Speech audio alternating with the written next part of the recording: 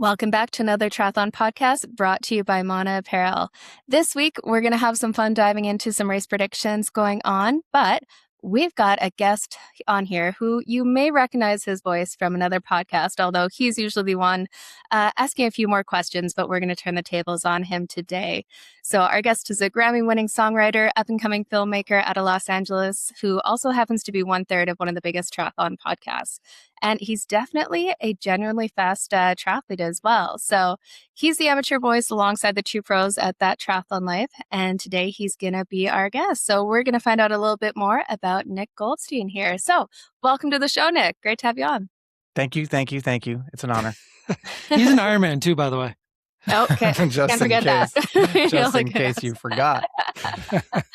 No, so good to have you on. And then joined as always by Josh here. But we're going to have some fun catching up with Nick. And like I said, dive into a few things going on in the triathlon world. But Nick, let's start out with what got you into this crazy sport that we all seem to end up being hooked on? I know. And I feel like everyone's story is so different for it. But I loved riding bikes as a little kid, just like everyone. Well, I don't want to say just like everyone else. I did feel like it was more than everyone else. I remember when there was a kid in my class, and I was so enthralled by bikes, and I asked him how often he rode his bike, and he was like, "Oh, I don't know, like once a week." And I couldn't believe it was like telling me that you ate once a week. That's what it felt like. So I think as a little kid, I was extra excited about riding bikes, but definitely not running or swimming or endurance sport. I just like the feeling of riding a bike. And then as an adult, I became reintroduced to biking, and I kind of gaslit myself into becoming an endurance athlete. I slowly just the biking longer and more segments and more things. And then I did a bike race, and it went well, but I didn't love the tactics, and I also just didn't like the crash potential. And so I thought, and I'm never going to be a super skinny little bike racer. So I thought maybe it'd be fun to try this triathlon thing as someone who's never been a real athlete of any kind. It seems like such a big challenge. I think a lot of us are maybe not the top end, but most of us are drawn to triathlon, I think, because it seems like this big departure from our character that we've told ourselves that we are. I'm going to have to do 3 sports. Like, these all seem really hard. And so I got into that, and I remember I did my first race in San Diego in 2017, and just fell in love with it after that. And of course, then it also became a part of my life and of who I tell myself I am when I wake up in the morning. Was it the San Diego International that you did that first one? It was. Wow. And I believe you just went 3rd overall this year at that same race, huh? That's right. So he's not just a triathlete. He's got a little speed behind those legs. I mean, I remember the first time I did that race, looking up at the podium at the overall guys and thinking, oh my God, I'll never be able to do that. And so it feels good to be able to prove that version of myself wrong. And I feel like, I don't know about you guys, but I'm still proving that voice in my head wrong every day when I go out and train. So it feels good to see it and have an objective measure of progress behind it. I mean, you've been in it a little longer than I have. Yeah, I mean, you've would you say 2017 was your first race? Yeah. Yeah. So, I mean, you're young. You still got that trajectory where you can still chase down those overall goals, those PRs and all that. And I think for me, it's the same thing, like reminding myself, even though I'm getting closer to 50, I can still PR because I'm somewhat new to this sport now, 4 or 5 years in. So I think it is a really neat part of the sport. And hey, the pros are getting faster because of technology and nutrition. So can we. Yeah. And that's not going to change. And I think you start to get more time to train. And you've found that too. I think that's one of the things that's always impressed me with you is the volume you're able to do with the stuff that you're balancing as well. And like this year, you've done that 3rd place overall. You've done Alcatraz. You've traveled all over the place. You're constantly doing stuff in the music world. How are you balancing all of that and your training to then show up and get 3rd at a race you didn't even think you belonged at the first time? Totally. I think I have a lot of privilege that I come from and that I now am able to live within. So I don't have, privilege. I don't have a partner. I'm single. I don't have a kid. I don't have a 9 to 5. My job is very flexible. And then maybe the biggest privilege is that, but both my parents have this too. I just have a lot of like energy, a lot of life energy. So I don't need downtime. I don't want downtime. It's not that I don't need it. I don't want it. So I like to go from thing to thing to thing to thing to thing. So right before this, like I woke up and I took 0 minutes and raced over to meet my friends for bagels because his parents were in town. And then I came back here and I was listening to one of your guys' podcasts while cleaning up and making plans for a run later today. And then I'm going to do this. And then I'm working on this production for this album that I'm working on and I'm producing. And then I'm recording the TTL podcast later today, and I have the run, and I'm going to get dinner with friends after. But I love that. It doesn't exhaust me. Yeah. It's exciting, and I don't watch TV. I think I waste very little time. Instagram for me is blocked from 9 a.m. to 5 p.m. on my phone on weekdays, so I don't have a lot of throwaway time. I think that helps a lot, and I love everything I do, so it doesn't feel like it's too much work. Yeah, I think a lot of us triathletes are wired that way. It's one thing that drives my partner crazy is that I never sit still, and he wants to go relax, go camping and stuff. I'm like, but there's nothing to do but sit around there. I think a lot of triathletes are wired that way, and that's where we find this outlet for The kind of that energy. yeah. Which helps a ton. But we kind of alluded to it in the intro, and you mentioned that you work in music. Can you tell us a little bit about that work? Because it's definitely something far outside of the people we usually talk to with pro triathletes. They're usually swim, bike, run, and not a lot else. So yeah, it'd be cool to hear a little bit more about what you do in that industry. Yeah, I've been noticing lately that they do seem, like you said, they do seem to be so different, endurance sport and creative work. But the more I get into it, and the more I think about it philosophically, the more I do see these parallels, and I can't tell if there's parallels specifically between these two things, or if anything that you do in life, eventually you find these channels that converge into similar patterns. But in music, I do a few different things. So I've just like probably what attracted me to triathlon was that the fact that there's 3 different sports and it constantly keeps you guessing. In music, I don't really have a specialty. I like to, for example, right now I'm working on this album for this drag queen, Trixie Mattel, who's a collaborator I work with all the time and a good friend of mine, who I also actually got her into running. And now she runs and does marathons. So on this album, I'm helping touch up some of the songwriting. I don't want to say touch up because the songs are fantastic, but I'm helping direct some of the songwriting, and then I am producing and playing every instrument on the album. I'm recording everything. I'm doing all the mixing, which you might use the word editing for it. So I'm doing all the side that isn't the main vocal performing and the main vocal writing. And then I'll sing all the background vocals. So there's that side of things. Love doing that. That's just like working with artists. Then I'll write songs and produce songs for TV and film. So there's a scene like in a movie where they go into an Italian restaurant and there needs to be a song playing in the background, right? They need something for that. So I'll do something like that. And then I also teach for Berklee College of Music, University in Boston, that does only music. And so I teach 3 different songwriting classes for the master's program. And that's online. So I do that every week as well. And then there's a lot of other odd little things. Sometimes I'll mix someone else's song. Sometimes I'll just write something. And in the past couple of years, I've been releasing music myself as well as an artist, which has been really fun and different and low stakes, just as an outlet as an artist. Very good. Okay, now you got to give a plug, your album or your song out there so we can go take a look.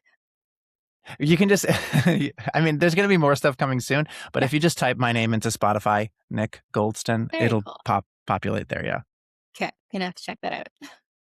It's been fun to follow on Instagram. I've definitely checked out some of the songs too, and always appreciate the effort that you put into it, and I think the openness that you share with your story, and I think a lot of the mental health stuff and everything that you've been out front with, and I think that resonates with a lot of people in our age group world for sure that listen to your podcast.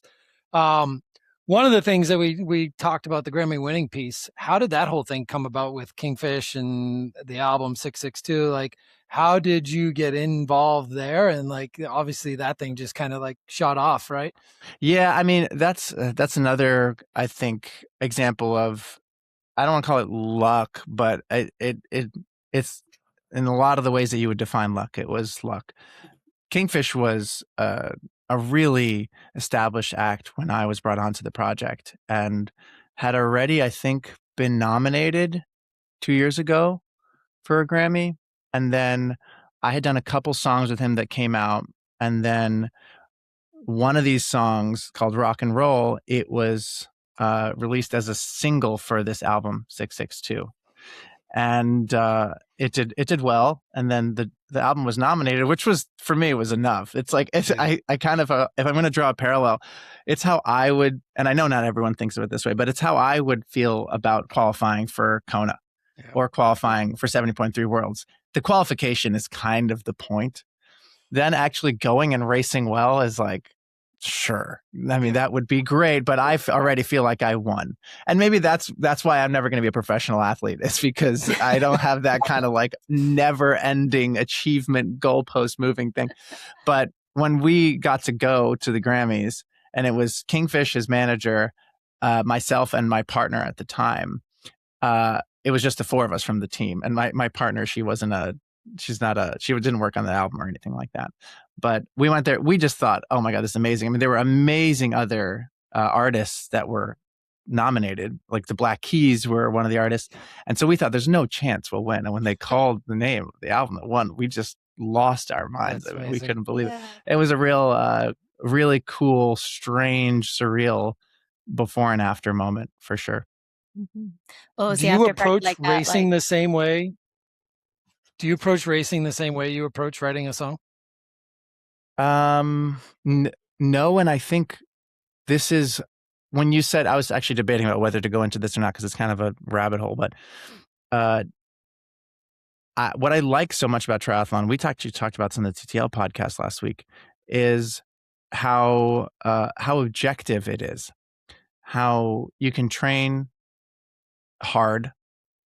And if you stay healthy, if you're training in a smart way, you can measure your improvement. You can find very clearly that you're getting better. And more so than ever now, with the technology that we wear on our wrists and we have on our bikes, we can measure this progress. And I love that. And I think the same reason I'm attracted to it is because of how it contrasts to creative work, where, I mean, it's really hard to measure if you're improving, because improvement it's almost like the wrong way to think about it. I mean, the way to write a better song isn't to play it faster, isn't to be able to insert more complexity into it. It's not to be able to incorporate more strange scales or chords into it, although sometimes maybe that works. It's about connecting with an audience, or maybe it's about connecting with an audience. Maybe it's about correctly representing this abstract feeling that you had in your head and putting it into a song, right? There's so many different ways to, and I don't want, like, the word measure is already kind of a funny word, because there's this great artist, Kiki Smith, who said, make your art, and if the world needs it, they will find it. And triathlon's kind of the opposite of that. And I'm not saying that in a pejorative way, but triathlon is fun because you're this very linear, one-directional, for a lot of people, faster is better. And I like that. I kind of like that. And it's part of the reason I liked it more than bike racing, that bike racing, there's a little more tactics involved in having a good race, getting on the right wheel, not using your energy up on this hill. Whereas triathlon, there's some of that, but it's mostly how well did you prepare for the day, and how smartly and efficiently can you use that energy on the day. And there's not as many variables to that. Yeah, definitely. And that's something that's always attracted me to triathlon. I've been in the sport for 14 years now, and just being able to put numbers to that improvement and have that objective, you're better or worse, you put in the time, you haven't, and being able to see that, I find super satisfying, just to see that you still can make improvements. Now, with your training, it sounds like, are you fairly data driven with your training, a little bit more by feel? How do you go about it? Yeah, I'm data driven for sure. Yeah. But I also I live in Los Angeles and Santa Monica specifically, and there's such a huge community of endurance athletes here. And so there's sessions I'm supposed to do on Saturdays, for example, that I just fully don't do. It'll be, like something like 8 times 10 or 5 minutes or something at this power. And I'm not doing that. I'm just riding on the group ride, and there's a lot of intensity on the group ride. And I'm just following attacks exactly. So I'll do that. But during the week in the pool, very strict to what the paces are. Same with my run workouts, same with my bike workouts during the week. If I'm by myself, I'm really, really good about sticking to those things. And I enjoy sticking to them. I like that regimented sense of things. What has been, I think you've talked about it enough on the podcast that we all know the swim is the area that all three of us need to work on and continue to work on and aren't going to gain much ground on. Right.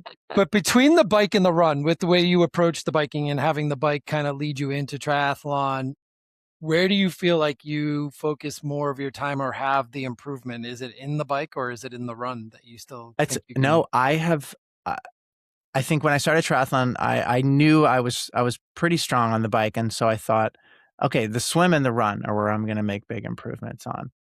And both the swim and the run they were unpleasant for me. And in a way that, of course, when things get hard, it's unpleasant in any sport, I think. And you can tell yourself whatever you want to tell yourself, but your body's screaming at you in one way or another. And eventually, after a couple of years on the run, it became something that I enjoy almost as much as biking. And I did want to improve a lot, and I did improve a lot on the run. I went from my 70.3 run, which was, that was already a couple years into training. So it had already improved a lot by then. But I remember the first time I got under 8-minute mile pace on a 70.3 run, it took every ounce of willpower to get there. It was so hard. I remember it was Santa Cruz 70.3. It was so hard for me. To steadily now I run, like, if I were to run a 7-minute mile, 70.3, that would be like easy pace for me now. And I remember that, and that used to be hard. So the gains on the run have been by far the most. And I've made huge gains in the pool, but they just haven't translated to racing very well. Yeah. And I used to be upset about that, and now I am less upset about it. I'm happy that I get that day-to-day improvement on the pool and feel like I'm getting better in the pool. Because, you race 4 or 5, maybe 6 times a year as an amateur at most. And you're training in the pool 3 times a week. So I'd rather have that kind of good feeling 150 times a year rather than 6 times a year. So I try to see the bright side of it. But yeah, the run has been the biggest improvement. And I have some theories as to why, but I wonder if part of it isn't just I wanted it so bad. And that can translate to running it. Wanting it doesn't translate necessarily for the swim. It's more than just wanting it and trying hard. Oh man, we all know that all too well, myself included. But no, I think you're right. And especially on the run side of things, when you're talking about triathlon, there's not only the fitness going in, but that mental ability to just go out there and suffer. Like sometimes, like there are people who will destroy me in training, bring on a race course. And if you can go to that place where you want it so bad, you'll push yourself so much harder. I think that really sets people apart in there. Have you found you've kind of, when you've had those good performances, you've been just mentally locked in and willing to suffer? It's a good question. No, I think the answer is no. Okay. I'm much more able to conjure that up in training. Okay. In a race, my best performances have been when it actually has not felt that hard. When I'm thinking like, oh, everything's just kind of clicking and working. Mm-hmm. And I'm working really hard. I can feel it, but my body is giving back. Yeah. When I ask for it, it gives back to me. And when it really hurts is when I feel like my mental game is trying to push and my body's like, bro, it's not today. We don't have it. And so you just keep trying to scrape from the bottom of that well, but there's nothing there. Oh, that feeling's brutal. Not fun for sure. Not fun. Do you think the mindset piece of it plays in a lot? Like we talked about this maybe a little bit before we started to hit record, but like you go into a race with a certain like preparation, and this is your A race versus a B race that you're dropping in on, like San Diego Triathlon. Like you ended up third overall. It wasn't necessarily maybe an A race for you, but you had a great Not day. at all. No. Yeah. And mindset wise, that I've had this experience, and that's why I want to ask. Like you go in, it's like all of a sudden you're like, wait, I'm on a day right now, and I didn't even feel it. And typically you're in a race where you're like targeting, and you're like, man, this is rough from the get, and you were prepared. Yeah. I when I hear other athletes talk about the same thing, and I'm especially interested in hearing when really elite athletes, when pros talk about this, they say what you would expect, which is, yeah, your mindset matters so much. And I think my experience within my own body and my own mind is that I think it's a little bit of a misleading way to think about it. I think to try to, let's say, gaslight or to meditate your way or to zen your way into being calm around a race, let me say it this other way. I think when you're really, when you're calm before a race, it's not that you've done a good job at being calm. It's that your body is telling you that it's ready, I think, for this race, or at least for me, that's how it feels. So it's not about, oh, I'm really anxious, now I need to calm myself. I think it's, you're anxious. Yeah. Shit's about to hit the fan on this race. It might be hard. It might be really hard. And when I felt calm, like before San Diego, I felt calm. I also felt, before certain 70.3s, I felt calm. I think maybe that is just your body saying, yeah, you're calm because you got this. Yeah. And I don't know how much of a mental thing it is. So for me, I don't think the mental aspect, like, a week before the race, however I'm feeling, I don't know how much calming myself down or having that kind of confidence artificially really makes a difference. And I think being really nervous or being really confident the morning of the race actually has no consequence on how I perform. I've usually finished races feeling like that was as much as I could have pulled out of myself, regardless of how I went into the race. I rarely finish a race and think, wow, I should have done that differently, or I kind of feel like that was all we had today. Mm-hmm. Yeah, there's a certain satisfaction in giving 100% of whatever you do have on the day. And that might not always mean a perfect preparation or everything has gone smoothly going in, but knowing at the end of the day when you cross that finish line that you laid out all of what you have on the day, I think makes a big difference. Yeah, and I think we have in current day society, we have fewer and fewer opportunities to meaningfully do that.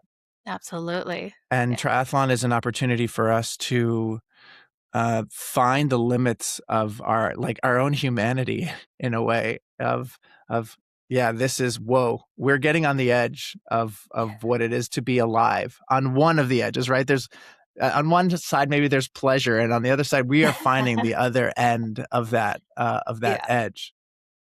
I kind of tested that this weekend after doing a 60-mile long run in New York City, driving back after taking a couple of classes at Peloton Saturday afternoon, and then saying, all right, my athlete's doing a local sprint Sunday morning. I signed up for it on Friday. Let's go do it, and show up. And then it was like, yeah, but then I still had a long run or a long ride to do. I still had a 3-hour long ride to do that night too. So I was like, mentally, it was a weird space to be in. So this one was like, I went hard on the swim and the bike, and that I knew.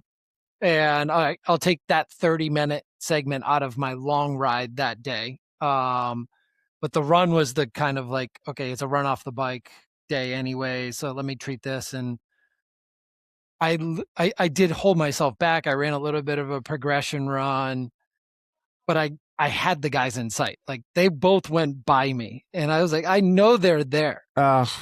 And I actually told the one guy that went by, he and I worked together on the bike and we've known each other for a couple of years. And I said, the guy up in front of you is the one you need to go get. And he literally got him with like 500 meters. And he just put a post today tagging me for the thanks. But it was weird mentally to not have that full push on the run, knowing that like you said, I was running low sevens when I had 6:30s or whatever in me on a day like that. Right. So that was a different way to approach it. But it's also a neat opportunity that we have by being fit and ready to go and hopping in a race. That's my favorite part. That's my favorite part of the training, is just being able to kind of pull out exactly what you did on that weekend. Was like, oh yeah, I can do this, that, and the other, and do it pretty well and feel okay, and then still be able to train the following week. That feels like a little bit like a superpower. Yeah, definitely. And that's something like I find a lot of people get into triathlon for kind of what you mentioned earlier. Life is so comfortable these days, and it can be so comfortable with everything. You can work remotely, you can have food delivered, you can have everything delivered to your home. And I think sometimes as humans, we're just looking for a bit of that fight or flight, like get your adrenaline going and really have that satisfaction. I don't think yourself. It's good. I don't think it's good to be that comfortable. And I don't think that's actually I don't think it's a hot take. I think it's a very traditional view on consciousness, is that having constant comfort it's not good for you. It's not what we evolved to do. It's not. And so now we're self-imposing that friction, that trying to find moments. That way. Because originally it wasn't self-imposed. It was any comfort you could find was fine, because the bear was chasing you and you were freezing to death in the winter. And now we're like, I'm watching Netflix. I'm rewatching The Office for the 5th time, and guilty. Yeah, exactly. No, I think it's great. I think I just finished this book a few months ago called Dopamine Nation. And it talks a bit about this exact concept, about how now people need to find ways to self-impose adversity because of how comfortable everything is. I mean, ultra signups are way up. I don't know if you guys have seen the stats on triathlon signups for younger people are also way up.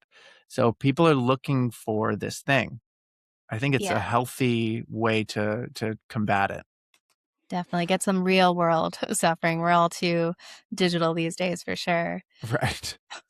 But so one thing, obviously you're known in the triathlon world because you're a part of the TTL podcast there. And I'm curious to see, like, how did that all get started? How did you get involved in that, from music to triathlon podcast racing? What came first? It was music. It was music. I was starting triathlon in 2017, but I had been riding bikes for a while by then. And I found Eric's YouTube channel, and I thought, okay, this is actually this is such a cool vibe. I really liked Eric, and I liked the aesthetic that he had with that YouTube channel. And so I was watching it, and then I messaged him. This was early days of the YouTube channel. It wasn't as popular as it is now. So it was no problem for him to answer anyone that messaged him. And I said, dude, I love what you're doing there. I'm also just like an age group triathlete, and I do music professionally. And at the time I was working for the music for a North Face film, for a climbing and skiing film. And there were some of the songs weren't used in it. And so I said, I have these extra songs. If you want to use them in the YouTube, it would be an honor. You don't have to credit me or anything like that.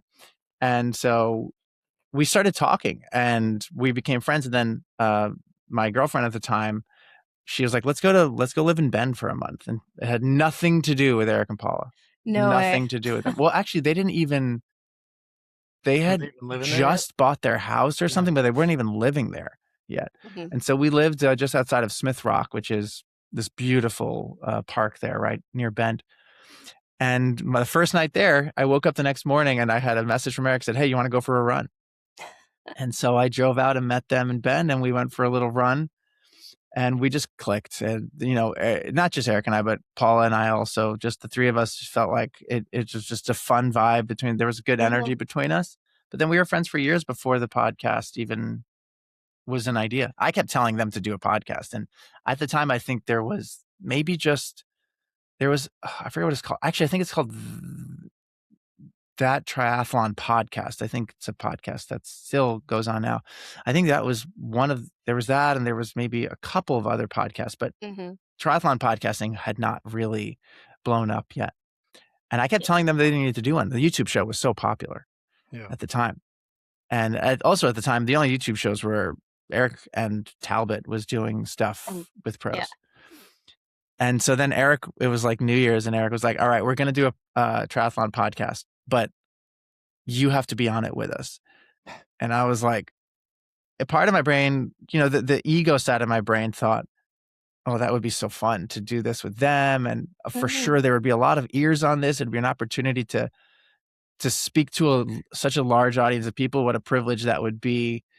And then the other hand, I thought, yeah, but if I'm really thinking about this is not a good idea for the podcast. I'm a zero. I'm a nobody in the triathlon world. And people are going to be like, who's this random guy? And Eric was like, no, it'll be fun. And we can't just do it, the two of us. And so we started, and it took some time to find the right balance of what role I play in the podcast. And I'm sure there's people out there who listen who still wish I played an even smaller role. But I think now we found a good balance with it. And it's been one of the greatest pleasures of my life to be a part of it, and to now feel like a part of the triathlon world in a way. When I go to races, I feel, I'm sure there's people who feel differently, but mostly I feel accepted and excited about when someone sees me or comes up and talk. It's an honor that used to be reserved for actors and kings and celebrities, and now you guys get this too. I'm sure it's like we just get to chat with our friends once a week, and somehow we're in people's subconscious and feels like we're part of this big community. We don't get it as much as you yet, but we've had it recently at some races and stuff, and it's weird, fun, right? Yeah. We've all had to remind ourselves, like, I'm not supposed to know this person, but nice to see you. Nice to meet you. Oh my God! Well, I think there's something really interesting about this, and maybe you guys will relate to it. Sometimes people will approach us and say, "Oh my gosh, you don't know me, but I know everything about you," and it's not really true that we don't know the listener, because it's not like of course, we know this subconsciously, but you don't get to pick a random person and make them listen to the podcast. They find your podcast, and then they listen to the podcast, and then they choose to continue to listen to the podcast. Now, there's a very specific typology of person that does that. Yeah. So of course, you know them a little bit. Also when they're talking to you, that you can be yourself or whoever you are in the podcast. And when you meet someone really new for the first time, as much as you think you do, you don't really do that. You're auditioning a version of yourself for them. You're keeping yourself as neutral as possible so that you can see, what kind of language can I use with this person? How intimate can I be with this person? How jokey can I use some like racy language with this person or not? Like, there's all these things that your brain does in the background. But when you have someone who's listened to you talk for hundreds of hours, you don't have to do any of that, because you've already made it past the gatekeepers in their mind, and you get to just be the person you've been on the podcast, which hopefully is just yourself. So when you do meet someone, you do kind of know them. You don't know their personal history, but in a more abstract way, what kind of things they like, what kind of things they don't like, what kind of things you can joke about. And I think that that's another privilege that we have, a little inside baseball, but a privilege we have as podcast hosts that people listen to. No, it's do you feel like there's a little pressure? Like, you guys talk about imposter syndrome. I think you've mentioned it a bunch on the podcast. Yeah. And so obviously you got that initially, like, how am I going to fit into this podcast with these two elite athletes and two pros? But now do you feel like there's pressure on you to represent the age groupers? And does it come back on you at all there? Because you are a good voice for our segment of the population. I think no. I just trust that I am a good representation of an age grouper, because I think in a lot of ways I am. In some ways, I know I'm not. I'm not really a type A person in the way that I think a lot of triathletes are. I'm kind of scattered and all over the place, but I think what makes our podcast work so well is the level of authenticity that each one of us brings to it. And so I try to, instead of predict how an age grouper might feel about something, which I do sometimes do, I just notice that if I have a thought, someone else has the thought, and I just present it as my own. This is the same thing that makes really good songwriting and really good music production good, is instead of trying to predict what a listener might want to hear, which some people who are extremely developed in their craft can do well, it is such a better course of action, both for yourself and in terms of the success of the song, to instead say something that's really true to yourself and trust that people will connect with that. So I think I take that same philosophy towards the podcast. I like that. Yeah, no, and it definitely does seem to have connected with the audience. Like you said, like everyone knows about the TTL podcast in there, and it definitely is so much fun to listen to. Is there anything you guys have coming down the pipeline that you're excited about with the podcast? Any kind of plans that you guys have going forward? Yeah, we're going to Nice and Kona, so we're really excited about. By the way, if you're not things. Watching this on YouTube, he's got a shit-eating grin right now. I mean, it's gonna be so fun. I'm so proud of Paula for, and I actually listened to a bit of your like Placid episode as well, and I'm so proud of Paula for that day, and not just the day, but her mindset going into it. She just like every pro that I've met, she has demons and mental battles that she goes through around this. And, you know, as much pressure as we put on ourselves for racing it, can you imagine what it's like to be a pro? At that you know, level. even Nicole, you had Nicole on and what that's like. No, thank you to that. And she has a lot, you know, she has so much pressure and eyes from the whole triathlon world on her for that race. And she did such a good job, not just physically performing, but mentally navigating that whole thing. So and now to have the prize be to go to Kona as a family, I mean, couldn't be better. We're so stoked. That's amazing. Well, we might have to catch up over there. Myself and Josh will be at Nice, and then I'll be at the Ironman World Championships in Kona too, doing some podcast stuff. So always fun to have more people on the island and just experience that energy. Like it is. Have you ever been to Kona before? I went once with Eric. We shot a film there for a brand, and it was really fun, but it wasn't around Worlds. Oh. So we, of course, we went to the swim start and we went to a bunch of the spots, but no, I've never been there for that race magic that you're talking about. It is unreal. And especially, I'm so excited now that the men and women are going to be back there racing. I've raced it both as like when there are men and women, and then when it was the separated genders there. And it's not the same as when everyone's all together. The energy on that island is absolutely unreal. And you just geek out on triathlon in the biggest way. It's the best atmosphere. I can't wait. Even just hearing you say that. Yeah, that's great. That would be very cool. Are you guys planning on doing any kind of like live podcasts or anything while you're down there? I guess it's tough with Paula racing. That makes it a little trickier. Yeah. And the answer is no, we do not have that yet. But I think there's a very high likelihood that at least at one of these places, if not at both, we will do some kind of live something. Yeah. More donut runs. And almost certainly a donut run, probably at both places. Oh, do you feel like being around them has brought your level up in this sport to just like from the conversations you get to have, the proximity you get to have to them, like has that elevated you in this sport as an athlete? Yeah, I kind of wonder if I wish I could go back and see if I had never met them, how much would I still be a part of the sport? Because I think the knowing that there are it's more like the community is what keeps me motivated. And knowing that there's these people who they're rooting for me. They want the best for me. And so when I go out, it makes me want to train harder and it makes me want to race better. Not because I don't want to let them down. And actually it's quite the opposite. I felt more of that before the podcast started, of letting, I guess, myself down. But now I know that the listeners, they see the training that I do if they follow me on Strava or whatever. And I know that they know I've put the work in. And so I know that they just want the best for me on race day. And I think that is exciting and motivating. And even my failures when I don't race well, I don't feel like I'm letting anyone down but myself. And I know that because everyone's had bad races, and for we sure. all know that feeling. We know what it's like. It's it's terrible. But being around Eric and Paula, how could it not affect me positively to see, even just to see their training day in and day out and be like, wow, they can do that. I can do some version of that. So I'm going to try it today. And even just to be fit enough to come along with them on one of their easy runs or easy rides has been no small feat for me.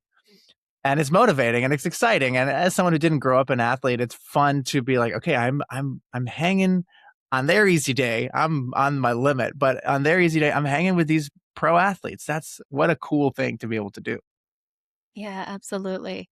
Well, if you're around for it, want to stick around for some picks and predictions this weekend, especially with Paula Racing coming up here, up for some pre-race previews? Absolutely.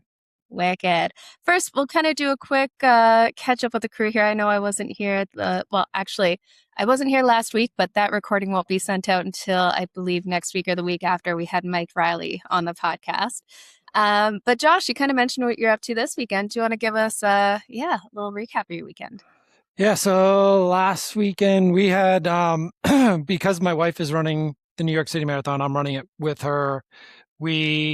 I came up with this grand plan that in order to get a good wave start time in New York City Marathon, you have to run a New York Roadrunner race, and that becomes your fastest potential time. So you can enter what your expected time is, but if you have a true New York Roadrunner race time, they have a mathematical equation from 5K up to half marathon to marathon in one of their races. Well, the problem is we used their races last year and we did like a 12-mile training run in New York City in Central Park. But it was a workout and it was a long run and it was an easy portion of my long run. I think it was like 18-mile day and I did the first 12 easy and then a 6 effort after. Well, that 12 became my start wave time. And it put me in at, your expected pace is 7:44. I was like, I just ran Chicago at 3:04. What is that? No, there's no way. So I realized you have to go run these races. So last weekend we had signed up for their Harlem Percy Sutton 5K. Went down, did that. We're like, well, when in Rome, New York, we'll hop into hell. Love it. It actually exists, by the way. I know. I have a friend from there. Yeah. When in New York, we pop into Peloton. So I did my the 5K straight into a long run around Central Park, back to the hotel, checked out of the hotel, went to Peloton, did another 30-minute run. So that got me to my 16 miles for the day. And then we drove back and I had signed up for that sprint triathlon. And I was like, you know what? I got a 3.5-hour ride and a run off the ride. So why not go ahead and do a sprint triathlon with one of my athletes? And I didn't tell him I was coming. And all of a sudden I'm in transition. He walks up, he's like, what the hell are you doing here? And it was just kind of neat. Like, and you get to do these local races. And now I've done that same one in Cohasset for 5 times. And now this is a series. I've done a couple of the others in this series. And you start to see the same people. And now they're coming up to you and people are looking at your bike and your setup. And it's like, what's going on right now? It was just a really neat morning, and to be a part of it. It was a longer sprint swim. It was a pretty TT style bike, which was awesome, and a 4.4 mile swim, because it was around a lake, so it was kind of determined how far it was going to be. Did you say 4.4 mile swim? 4.4 mile run. Sorry. Oh my gosh. Yeah, I heard that. I was like, No. You said a little bit longer on the swim. That's not a little bit. Quite long, my dude. Swim was 850 yards. Sorry. So yeah, a little longer than your typical sprint. But yeah, 850, 12.2 or 4 on the bike, and then 4.4 mile. 4.4 is a lot longer. Yeah. That's a significantly different effort than a 5K. Definitely a different effort, especially when you've got a 3.5 hour ride still to do, or 3-hour ride. So what I decided to do was go hard on the swim, work on my open water swimming. And then when I came out of T2, this guy I've known in the area who's similar to me in capabilities and has been around the sport long, lives literally right there. So I know he knows the course and the roads. We come out of T1 together, hop on the bike together, and I start pulling. And he comes by, and then I go by him again. He's like, "Oh, so we're going to do this?" I was like, Yeah, exactly. So we just took turns the whole way around. And when he had his head down, I had my head down. Yep. When he took a drink, I took a drink. So I was like, I knew he knew the course, and I took that as an opportunity. We both had a pretty phenomenal ride, and I actually had like the fastest T2 I've ever had, and had the fastest in the whole age group, which after my T1 was probably something to write home about. But I had a pretty good T2 and got out on the run and just watched these two guys go by me. But it was, I knew if I pushed that run, I was jeopardizing everything else that I had done in the block. Like hopping in the race wasn't going to jeopardize it. But if I killed myself on that run, the 3-hour ride I ended up doing later that night probably wouldn't have happened. I got that suppressed heart rate feeling a little bit on that bike ride though, because I was pushing watts for a 3-hour ride. I rode the Nice course on Training Peaks virtual. Still haven't finished that course yet. I got to 48 miles, I think, in 3 hours this time.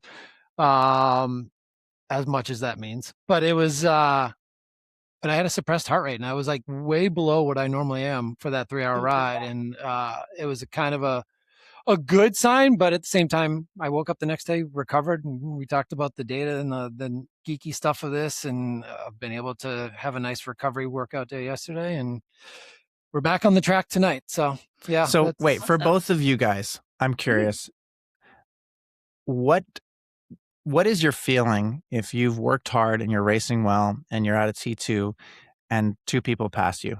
Maybe let's say for the sake of argument that they are your age and gender. What is the feeling you have? And maybe is it different from day to day? Yeah. So my feeling, well, I'll be honest, that doesn't happen to me too much because my swim is so mediocre. Just a little flex there. No. My swim is so bad. No one passes me. She's got to pass them on the run. I've got to pass them because my swim is so mediocre. So actually happened this weekend. If someone passes me or if someone's in front of me, all that's going through my head is hunt them down. Like that is the only thing. So if they're within view, it's like Terminator style, need to catch them, whatever that means, like within reason. You got to pace someone, but no, chasing them down. But I'm always chasing because my swim sucks. That's me on the bike. No one's passing me on the bike because I'm like, if you're a slower swimmer than I am and a faster biker, how did this even happen? Yes. Okay, Jonas Schomburg. Yeah, exactly. Right. Exactly.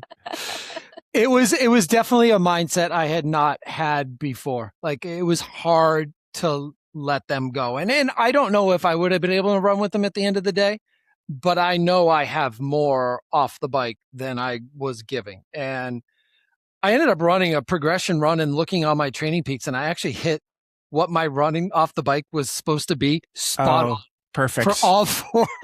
Perfect. So it was weird because I know I could have tried to go with them and I didn't. And to make that decision for how much Nice and Berlin meant to me and to not jeopardize that in a race that I signed up for 2 days ago and wasn't targeting. Like the thing about that was to be there around the community, be there with my athlete. Like we literally were in the same swim wave, starting side by side in the TT style swim start. And like to be able to do that with him and experience that was the cool part about it. And then the after stuff and just being able to still get on that podium on a day where I wasn't going for it was new to me. And being the first one in my age group off of T2 was really weird. So you asked that, it's like, I'm not used to being the one getting caught because I'm never the one in the front at T2. The one cool part about this race is they do, for safety reasons, put your age on your calf. Having calf sleeves actually gave me an advantage because no one knew what age. No one knew. No one knew. Yeah. Oh, that's funny. Awesome. Yeah. Wow. So Jenna, like you hopped into a later, different right? race too this weekend. I did. Yeah, it was definitely a different mindset this year. I'm usually doing those 20 plus hour training weeks training for Ironman, and it's been a lot less this year to mix it up a bit. But my one race that I had to do this year was this duathlon this weekend because the World Championships are going to be in Edmonton next year. So I'm like, okay, want to go do those. And so did this race on the weekend. And duathlon is so painful in the best way. Like if you're not prepared for it, it can definitely mess with your head. Just that biking after that opening 10K is brutal, but I thought it was a awesome. 5K. Yeah, so I did the standard. So it was 10K run, 40K bike, and a 5K run in there. Oh, I thought it was backwards. I thought it was 5K, 40K, 10K. No, So I'm races wrong. will do it one way or the other. The other Yeah. race director locally always does it that way. And I think That's that's brutal. The 10K Oh. start. No way. No the 10K way. start is better. I much preferred that this weekend. I found. You just get on that bike and you're like, I cannot possibly do this. That's how I would feel. It was crazy. And I'd never done this race before. In this course, it was 5 laps with a big hill. So you're like flying down the hill, feeling amazing, turn around and like, oh shit, need to go up this. Okay, make it up. Do that 5 more times. But it went by so quickly doing the laps. It was like 15 minutes a lap kind of thing. And you're just cruising around there. So that was a blast. But definitely a lot more painful when you like know the shape that you're usually in and like I've raced a bunch of duathlons, so I know what I can usually do and I'm not in that shape. So, Physically painful or emotionally painful? physically painful. My legs were starting to hurt like 4 miles into the run and I was just like, oh, this is going to be a long day because, you know, mentally you're like, I can usually push this. So you push a little bit harder and overcooked that first run and made it a bit more painful. But it was a fun time out there. And ended up winning. So won the provincial championships there, which was cool. And then qualified for World Champs. What? Nick did not expect the win to come out of that description. I see what's happening here. Okay. Welcome to Life with Jenna. Wow. Okay. So you qualified. Qualified, yeah. So just hoping. I need a redo after the last time I did Duathlon World Champs. It was in Australia. And my bike disappeared in transit. And I was qualified for the standard and the sprint distance, but the sprint was road bike and the standard was TT bike. Now, like you mentioned with bike racing, just the whole dynamics of other people, I much prefer a head down TT bike, do my own thing, right? So I brought my TT bike and wasn't planning on doing the sprint. I was just going to do the standard on my TT. Bike got lost in transit and put out like an Instagram story. And I'm like, does anyone have a bike that I can borrow? I'm in Australia in Townsville, which is like nowhere Australia kind of thing. And the cool thing about this community was someone was on a triathlon team that had a teammate in Australia who asked one of their friends who ended up driving an hour away to bring me a road bike and a helmet. So I ended up doing the sprint distance, which I wasn't totally trained or prepared for a sprint draft legal race, but went and got it done. Got just off the podium in 4th, but it was the race didn't go to plan, but that sense of community and like, holy shit, I'm halfway around the world. And someone brought me their bike and was like, here, have fun. Like, what else do you need? It was like, okay, this community is something pretty special. This is like when we, you know, I think maybe some of us complain internally about, oh yeah, I wish triathlon had the same kind of weight to it that baseball or basketball or soccer has. But this is what it grants us because it's not that. We do feel like we kind of know everyone in the community and totally. And it feels like we're all trying to help each other out in a way. And pros all the way down too. Like, you're living proof of it. But I would say any pro that I've reached out to has pretty much gotten back to me. Exactly. And at races, you can have those conversations with them, which, like you said, in those major sports, no way in You're heck. not doing that. Yeah. Not getting close. Yeah, it's fun. It's I don't know. I do love triathlon for so many different reasons, and that's one of them. Absolutely. What was your weekend like, Nick? Yeah. Well, the weekend before I was in Sequoia and we did a long trail run. I was trying to do 26 miles, but one of our guys was on death's door, so we stopped at 22 and then got picked up. But we were in Sequoia, so at altitude as well. So fun. So we did that, and then the following week was a little bit trying to recover from that, but I was still doing all my training. It was tough. And then we had friends in town, so biked with them Friday evening, did a trail run. Saturday did just kind of a longer ride, but not that long for us. Maybe like 5-ish hours. And then, and then Sunday did, what did we do? Oh yeah, I did a bike ride in the morning, like 45 miles flat though, real easy. And then, oh my gosh, this was fun. A friend and I we drove up to Malibu. We just kind of wanted to sit on the beach a bit. But then I saw this trail that did not show up on my heat maps, on my personal ones, which means I'd never done it before. And the amount of trails that I haven't done here now is like really dwindling. So I thought, okay, I'll go do that.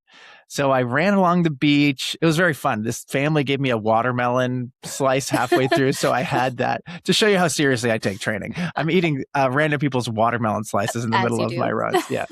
And then I ran along these rocks on the beach. Then I went up this trail, this little loop trail.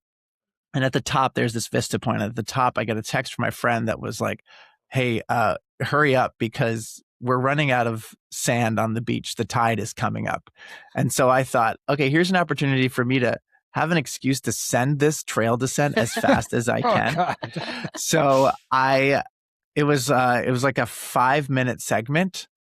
And I just ran as fast as I could down this single track, and it wasn't very technical, so I could kind of. And I'm better at the slower trail running stuff, at like knowing where to place my feet. I'm not as good at the just open up the legs and just fully windmill it down. But I tried it, and it was my first trail descent course record on Strava. So I got it, and the average pace was like 5:40 per mile. It was like and I don't run that fast ever, that's not me. So that was really, really, really fun. That was like, and I've still kind of been riding a high off of that. So yeah, just training for fun. And then this weekend, this is kind of a recovery week, but I was telling Josh, my friend is having her 37th birthday or something, and we're going to do 100 miles, 10,000 feet of climbing day on Saturday. And that'll be really fun. I love rides like that. Those are the kind of friends you need that'll go. Oh my God. It's like all my friends. That's all my friends. Yeah. Just watch Nick's Instagram. That is his friend group. We do that all the time. It's great fun. Amazing. Are you training for anything? Do you have anything between now and the end of the year? I do. And this has not been said anywhere, but I'll say it here. The exclusive. The exclusive. Yep. Mid-November, I will be doing my first ultra.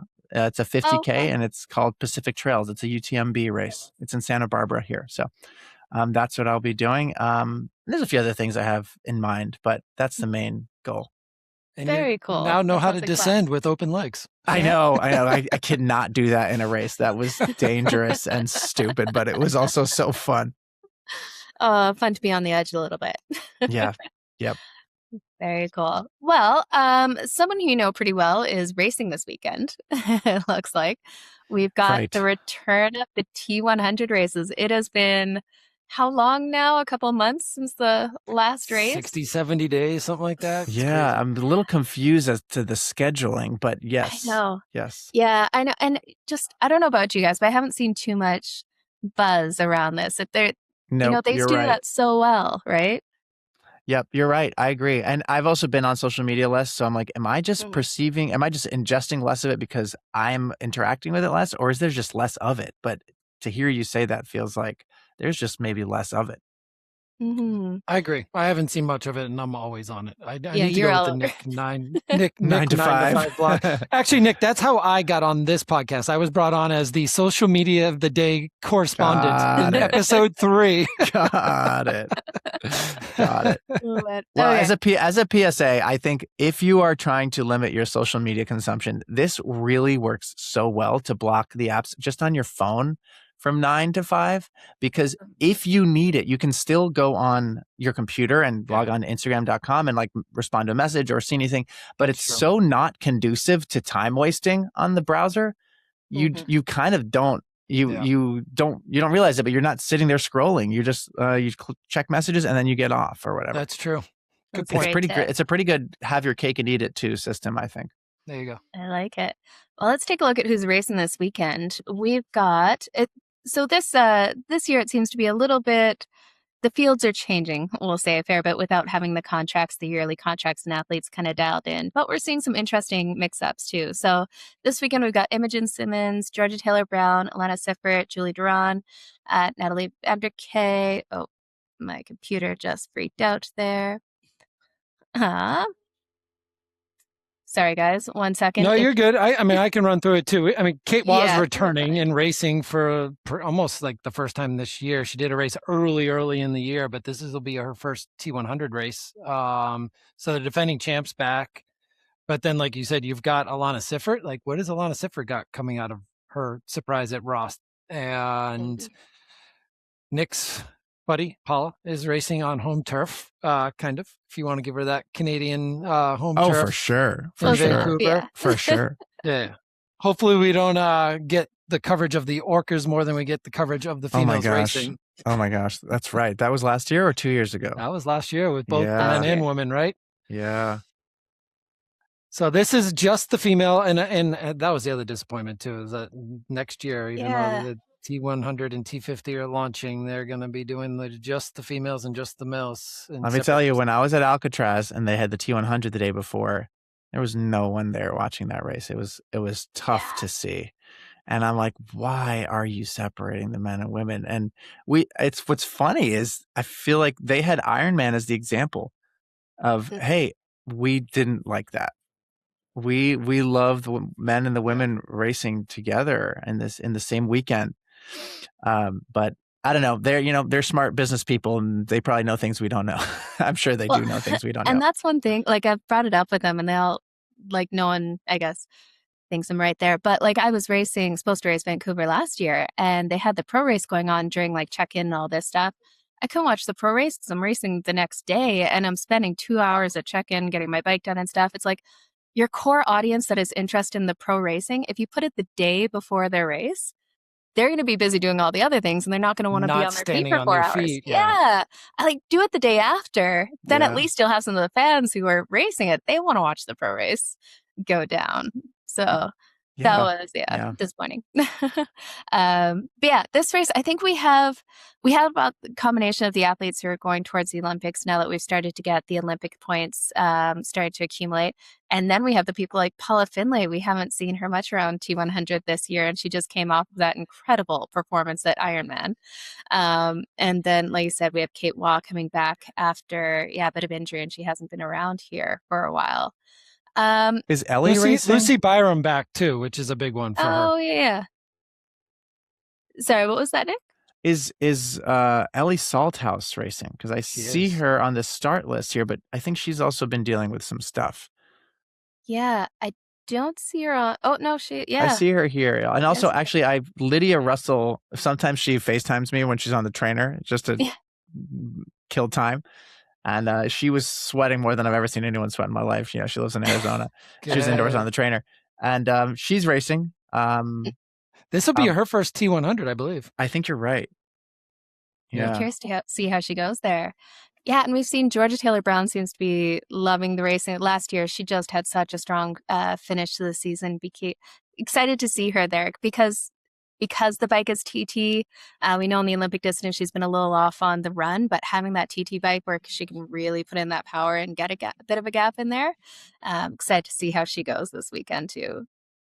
There's just a bunch of like huge what ifs. Like we don't know what kind of shape some of these girls are. Like Julie Duran, Kate Waugh, we have no clue what kind of shape. Like I think we know where GTB is this year. She's like going to be in top form. And I think she's been a Canadian citizen for a couple of weeks too. So she's been up in the northern part of North America training and getting ready while Vince was in Boise. And now, Paula's ready to go, but this is a training ride for Paula to get ready for Kona at this point. So it'll be a good race, but it's still hard to call. I think it's a GTB race to win. But I wouldn't be surprised if Kate Waugh in her new bike and her new dial position. Or Julie. Yeah. Yeah. I mean, Julie could totally win too. And there's other people who could. It's crazy how it didn't used to be like this. No, there wasn't 7 to 10 people that you'd be like, all right, they're going to show up and win. No. It makes it exciting as a fan of the sport to watch it too. It's a good I'm curious how Paula Findlay's training for Ironman will kind of translate to this. Sometimes we've seen that work very, very well, where they just have that endurance in your legs, so you break down less even on these shorter races, so you slow down less in there. Has there been any insight in how she's feeling going into this race? Well, I think it's hard to not put your own perspective on someone else when you're racing. But for me, this has been the case. More and more endurance training has made me faster at the shorter stuff. But you guys actually alluded to this in your Placid episode, where when you're at that high level pro, when you switch, for example, from 70.3 training to Ironman training, you're not even training that much different because they're kind of already maxing out the volume that they can functionally absorb. Mhm. So how different is it? So I don't know. And sometimes, I mean, you guys probably get the sense if you've listened to Paula on the podcast or anywhere, she's a little fiery at times. So I've learned that there are topics that I don't ask her about. And the T100 swim being one of them. Right. So I don't ask about, hey, how do you think you're iron? No, I just, if she wants to bring it up, we'll talk about it. But we mostly talk about non-triathlon things when we're chatting. We like design and she loves cleaning. So no, I'm kidding. She's more complex than that. But it's I don't know. I don't know how she's feeling about it. I think she would probably be treating this as a let's go and do this race and see what it's like to do it. Not thinking I am going to go in and smash everyone and win this race. But you never know. She's like these elite athlete mindsets are kind of incredible and unlike the rest of us. Definitely. You're on a good day, feeling good, and just kind of go for it sometimes, right? Yeah, exactly. Yeah, excellent. Okay. Did we want to do some picks for this race? What do you think, Josh? We can take Paula out of the equation or give Nick Paula on the top step. Yeah. I'll take Paula out of the equation for myself. Yeah, for sure. Sounds good. Okay, Josh, who do you got? Who do you think's on the podium here? Man, I believe it is going to be GTB. I have a hard time looking around just kind of what form she's in this year. It'd be interesting to see what kind of shape Lucy Byram shows up in. She's done well in the T100 before. I think she'll be a factor. I think Taylor Spivey will be a factor. She's had a good year. I think she's getting more fit in this TT style racing, although she's been bouncing back and forth and doing well in the WTCS world as well this year, going into the Olympics cycle. So GTB on the top step. It's really hard to ignore Kate and Julie, no matter what form they're in. They're two of the most elite athletes at this distance, especially. So I'm going to go GTB, Julie, Kate. Okay. You know, maybe I'm going a little bit more heart and feel here, but the redhead Canadian racing in Canada, I mean. There's something magic about that, isn't there? From Alberta and everything. No, yeah, Paula Findlay, she just seems to be in such a good headspace. And I think sometimes when you're coming off that high of a really great performance, it goes one of two ways, either kind of exhausted by it and just focused on the next goal. But I don't know, seems like she's in a really good place. And like I said, she is in a good headspace.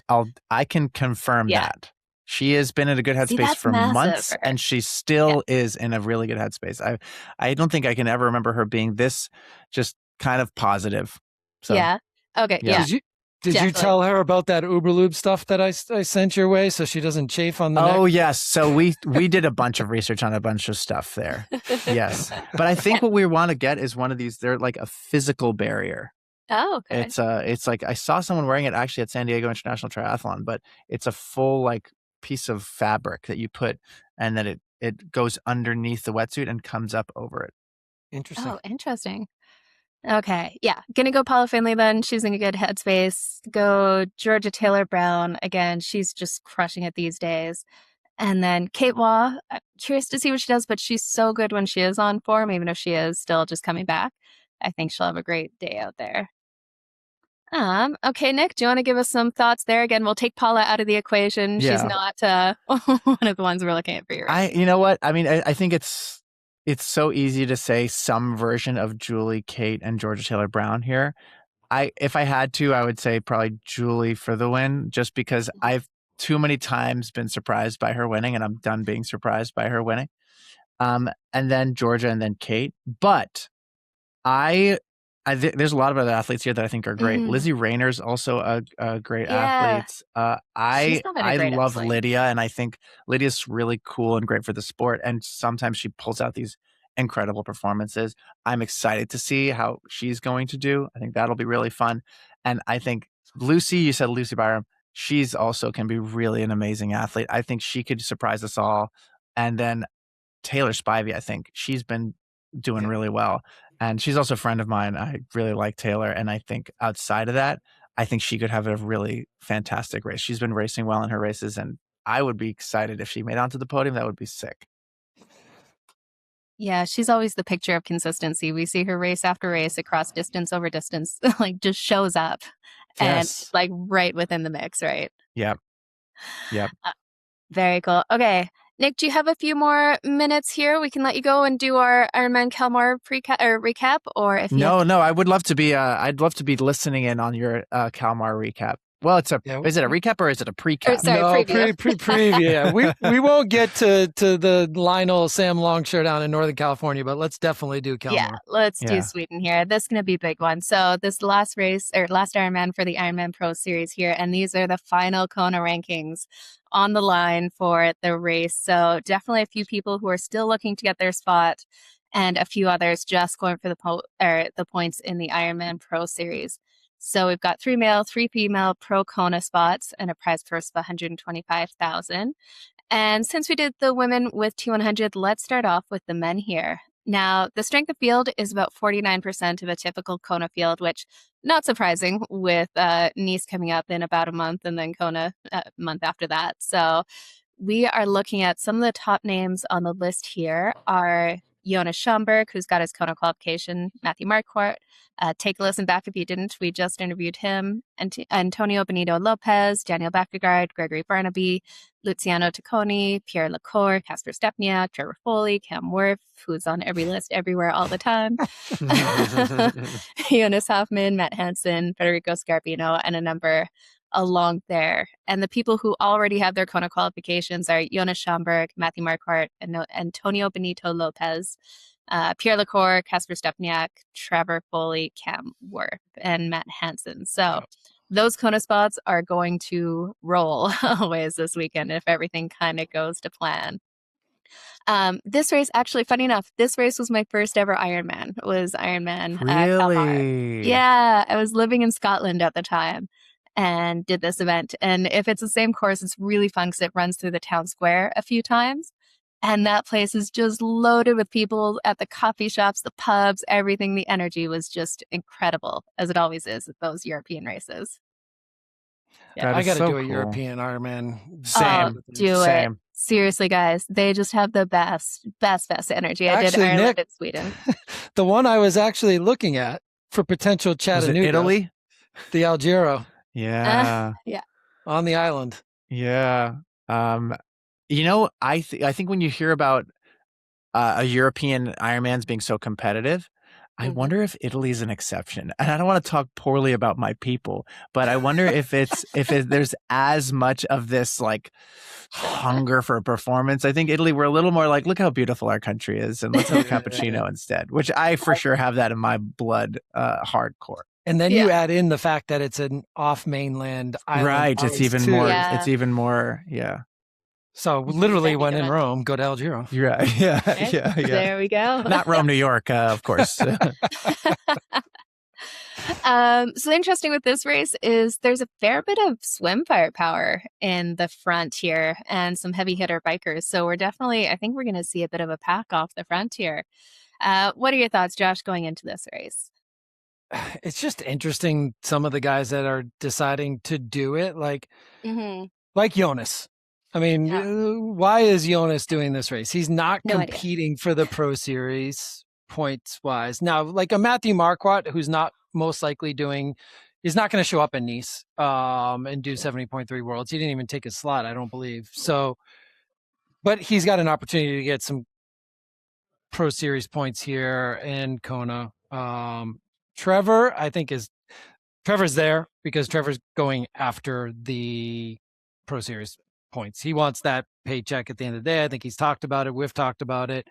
He's doing this, and then he is also doing the 70.3 to end the Pro Series as well. So he's going to be doing another double, I believe, pretty tight together. And my guess is that so that he can get his points and get back into the top 10, top 5.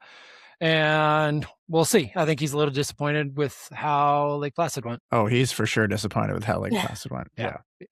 So I saw him on course and he was not happy. Not happy. Oh no. Yeah. Little opposite of like Chelsea Sodaro, who just had to get around and get to the finish line. As disappointed as you could be, she got what she needed. I was chatting with her while she was on course, and I felt like she was in okay spirits. Yeah. Oh, good. Yeah, that's tough. It's good that she has that, auto qualification, just has to validate in there. So at least, get around, get it done, and then save it for Kona or get to the point in Kona where you're feeling confident and good. It'll be interesting to see because, like you said, there's a ton of KQs already involved that don't need anything here other than podium positions, prize money, points. But you got the likes of a Gregory Barnaby who hasn't really been around all year. And this is a huge race for him to get back to Kona. And we know he can race at the front of these fields. So what kind of day does he have? I think Greg Barnaby is somebody to watch out for on the podium. These other guys might just be pushing themselves like we've seen Trevor and Matthew just like push themselves so hard on the bike that the run doesn't go the way they want it to go. And Marquardt's a huge fan of mine. I'm a huge fan of his. Not a fan of mine. I'm a fan of Matthew. And we obviously got a chance. I just think the headspace that guy's in just allows him to push through things that a lot of people can't. And it'd be interesting to see. I think he'll finish on the podium, but I think this is the day we finally see Jonas Schomburg not overdo the bike. And he actually still has enough left for the run and doesn't go out at that Yelageen's pace and try and smash himself like he did in Texas.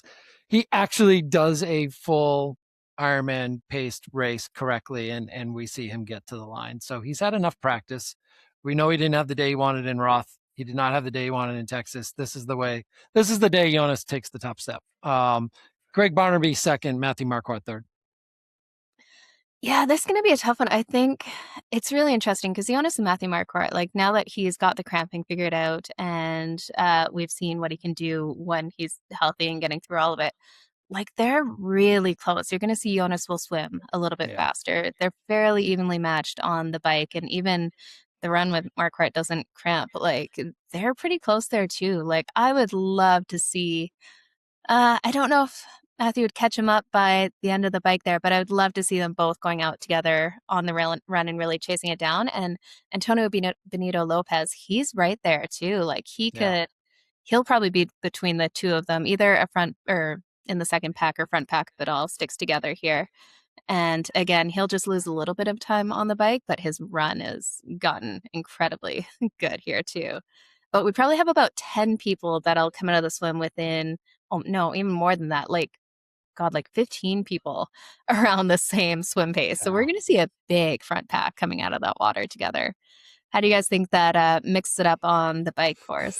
I think we know who the bikers are. It depends on who can stay with Jonas on the beginning of the bike. But you've got Callan in this race too. I think there's just a bunch of Uber bikers that do they catch Jonas is the question.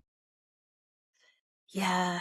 But there's going to be a bunch of them working together. It's it's probably a wetsuit swim, right? And so that means Trevor's hopefully not as far back as he might be. I think if Trevor has a group to work with, question for me here too is like, what kind of run course is this? Is this a Matt Hansen like sub 230?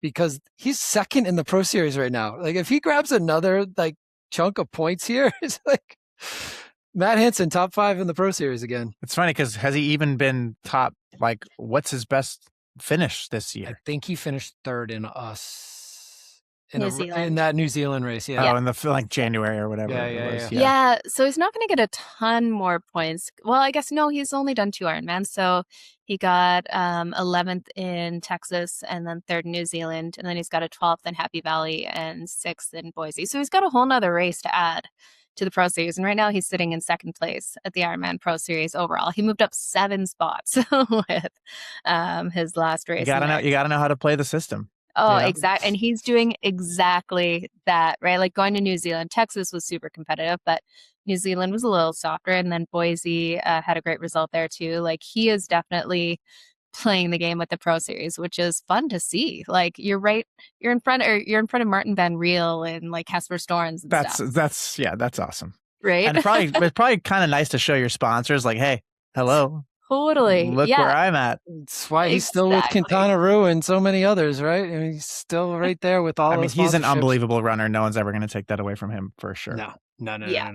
I think what he needs to do, Nick, is find a friend in Matthew Marquardt and Trevor Foley who don't outdo the time so much like Paula did for Jackie. Right. Yes. Yeah. I don't know if there's as much of that going on as you might think. Oh my goodness. Yeah, it looks like the run course is what I did before there. So it's a flat run course. Now there's some cobbles and stuff and European roads in there, but it's a flat course. And like I said, the energy is just hard to beat out there. So I think we're going to see some killer run splits. It's a legit course for sure. But yeah, be curious if we see close to that 2:30 in there. It's really just Matt Hansen that I think would be right around that. Yeah, let's see. I think Matthew Marquardt, he's going to get it done in here. Now that he's got the cramping figured out, got some confidence from a couple of good races and feeling good, even while balancing a doctor, which just blows my mind. But I think we're going to see Jonas go out and race the way that Jonas does, which we absolutely love to see, go hard and hang on. But I think Marquardt's going to take him in the end. And then we'll go with Antonio Benito Lopez. I think he'll hit third in there, but yeah, I think that's what we'll see on the day. It's a good shot for the Spaniard. Yeah, he's just been solid lately, so definitely seeing some gains there. How about you, Nick? Do you have any thoughts or want to go in on the podium? I don't follow the men's field nearly as closely as I follow the women's, and honestly, it's because I don't know if it's just Paula. I'm more interested in the women's pro racing, but I think it would be very hard not to look at once again Jonas, Matthew, and Trevor as the kind of podium picks. I like Gregory Barnaby as a fellow compatriot, and I think he can have some really great performances as well. I don't see Matt Hansen being on the podium. I, for whatever reason, don't see Cam Wurf as much being on the podium. My friend Andy Kruger is also racing. I would love to see him do well. Yeah, Adam Fay is another kind of friendly guy. He's racing as well. But I do think it'll be those top three guys that are going to be fighting for the podium. If I had to pick one, Matthew was looking great at Placid, and now he does seem to be this amazing athlete. But I think it could go anyway. Jonas, Matthew, or Trevor. Nice. Fair enough. Okay, we'll jump to the women's race. Unfortunately, strength of field is only about 30% of a typical Kona field here. So a little different in this race. We got a bunch racing the T100, it looks like, in Vancouver. But we've got at the top here, Laura Phillip, Katrine Gracebell Christensen, Jackie Herring, Franzi Holfman, Sarah Spence, Rachel Zelinskis, Leonie Kozakala. Let's see if there are any. We get a good 5 to 10 top end females here. Definitely.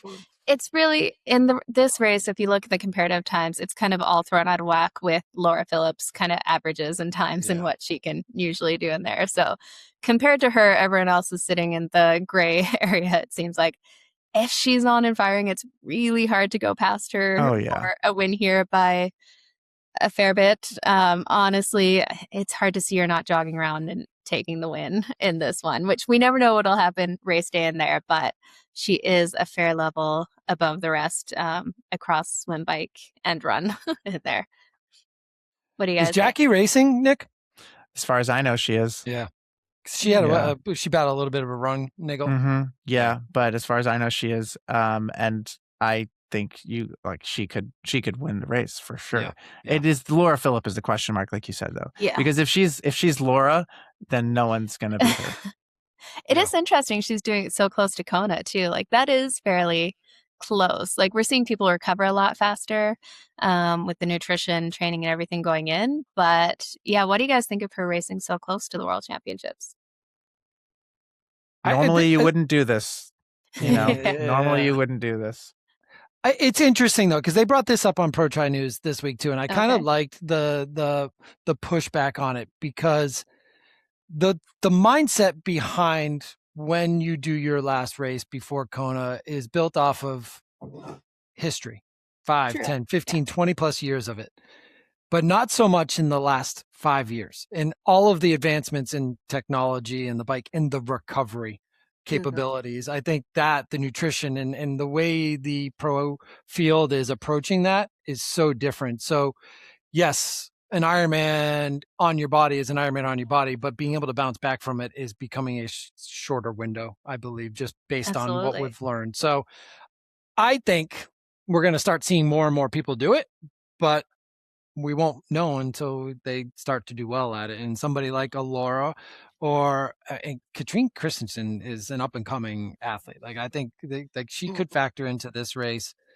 We'll find out. I mean, we all know Laura is going after Kona. That's her race. And she did not have the form she expected at her most recent race in Hamburg, but she still had a good day. So we'll see. I think she's going to have a good day, but I like Nick's call. Like if Jackie can get around the marathon, I think she's set to have a good day. But if Laura Phillip from last year in Roth shows up, I don't think anyone has a chance.